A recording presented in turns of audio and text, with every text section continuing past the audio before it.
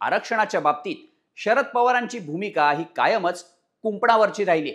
पारडं एका बाजूला जास्त झुकवून आपल्या राजकीय वजनाला कधीही धक्का लागणार नाही याची काळजी थोरल्या पवारांनी वेळोवेळी घेतली आहे. पण त्यांच्या या भूमिकेवरच संशय निर्माण झाला. शरद पवारांचं धोरण वरवर सर्वसमावेशक वाटत असलं तरी ते सोयीनं दुटप्पी होतं असेही निष्कर्ष काढले जातात. त्यातच आता सुप्रिया सुळेंनी जातीय आरक्षणाबाबत केलेल्या विधानामुळे नवा वाद सुरू झाला. शाहू फुले आंबेडकरांच्या विचारधारेवर चालणारा पक्ष म्हणून पवारांना आजवर मागास घटकांचा जो पाठिंबा मिळत आला आणि आरक्षणाविषयी त्यांच्या पक्षाची मतं आणि भूमिका सतत बदलते ती कशी काय हा प्रश्न साहजिकच आहे. त्यामुळे अशा परिस्थितीत शरद पवारांची आणि त्यांच्या पक्षाची भूमिका काय, नेहमीप्रमाणे नरोवा कुंजरोवा करत दोन्ही बाजूंना असल्याचं भासवणं सोयीचं ठरेल की महागात पडेल?